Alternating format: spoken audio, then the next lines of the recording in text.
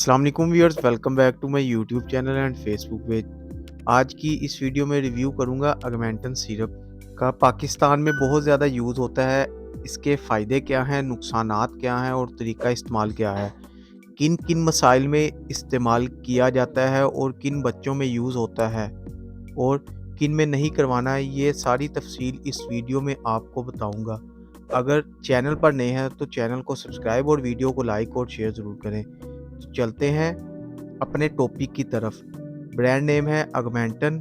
ये प्लेन में भी आता है, ऑगमेंटन डीएस में आता है और ये ड्रॉप्स की शक्ल और टैबलेट में भी दस्तयाब होता है। टैबलेट से रिलेटेड मैंने पहले वीडियो बना दी हुई है।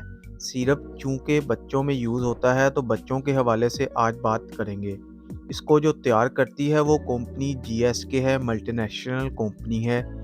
ये इसमें जो कंपोजिशन शामिल है वो है ओ अमोक्सिक्लेव। तो ये बेसिकली दो चीज़ों का कम्बिनेशन है। एक तो है अमोक्सिसिलिन जो कि एंटीबायोटिक है, साथ में उसके क्लेवनिक एसिड को ऐड किया गया है।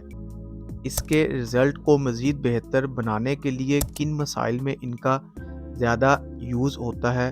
सांस से रिलेटेड इन्फेक्शन है जिसको हम आरटीआई रेस्पिरेटरी ट्रैक्ट इन्फेक्शन बोलते हैं, जिसमें फेफड़ों का इन्फेक्शन नमूनिया है।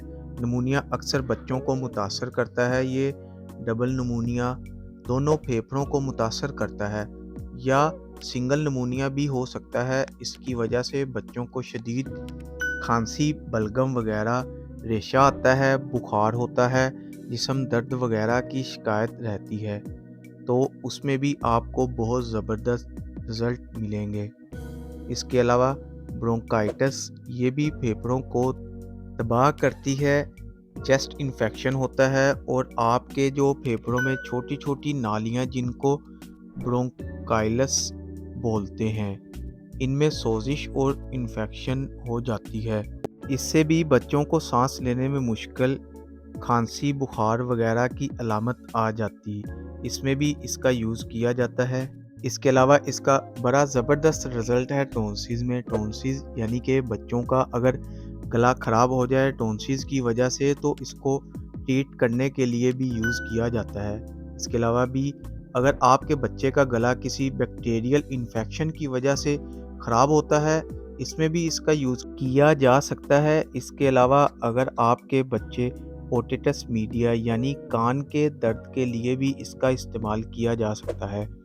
इसके अलावा अगर आपके बच्चे को नाक का या साइनस इन्फेक्शन यानी जिसको साइनटिस बोलते हैं, इसका भी कोई इन्फेक्शन हो जाए तो ऑगमेंटन सिरप का इस्तेमाल करवाया जाता है।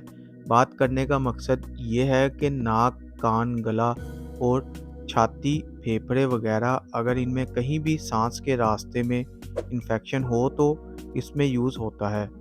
इसके अलावा इस मसले में बहुत ज़्यादा ज़बरदस्त रिज़ल्ट मिलता है, वो है स्किन से रिलेटेड इन्फेक्शन है, जिसमें बच्चों को फोड़े, फिंसियाँ निकल जाती हैं या पस से भरे हुए दाने या गिल्टी वगैरह जिसको आप ऑब्सेस बोलते हैं।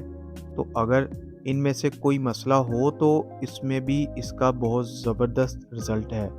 इसके अलावा अगर आपके बच्चे को जिल्द पर कोई इन्फेक्शन हो जाता है या कोई ज़ख़म हो जाता है और वहाँ पर इन्फेक्शन का ख़तरा है या इन्फेक्शन से बचाना मकसद हो ज़ख़म को, तो इसमें भी इसका इस्तेमाल किया जाता है। इसके अलावा अगर आपके बच्चे की सर्जरी वगैरह होती है तो इस सूरत में ज़ख़म को ठीक करने के लिए भी इस सिरप का इस्तेमाल करवाया जाता है।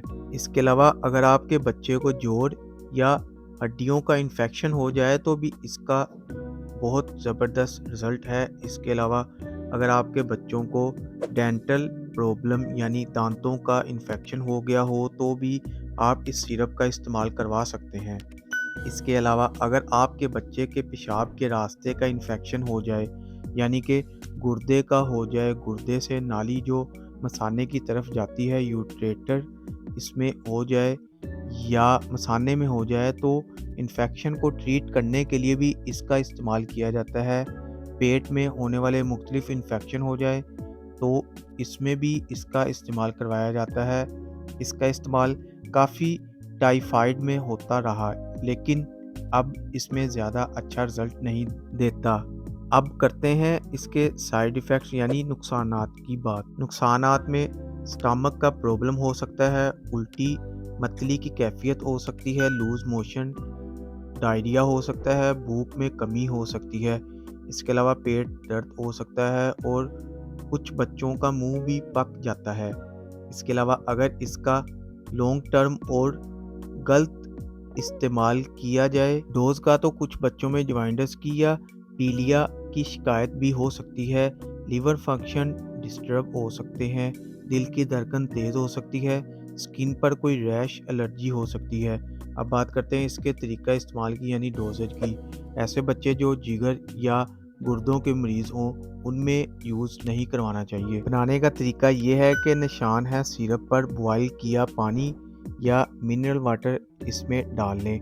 डोज़ेज की बात करूँ तो वो डिपेंड करता है आपके बच्चे की एज पर या बॉडी वेट पर या किसी इन्फेक्शन के लिए इस्तेमाल किया जा रहा, इसके हिसाब से हर बच्चे में डोज़ डिफरेंट हो सकती है, जो कि आपके डॉक्टर तजवीज़ करेंगे। एंटीबायोटिक्स का इस्तेमाल बगैर डॉक्टर के मशवरे के नहीं होना चाहिए, तो मैं सही तरीके से नहीं बता पाऊँगा। अगर ऑगमेंटन सिरप की इन्फॉर्मेशन पसंद आए तो वीडियो को लाइक और शेयर ज़रूर करें। चैनल को सब्सक्राइब करना ना भूलें ताकि नेक्स्ट वीडियो की नोटिफिकेशन आप तक बआसानी पहुंच सके। शुक्रिया। अल्लाह हाफिज़।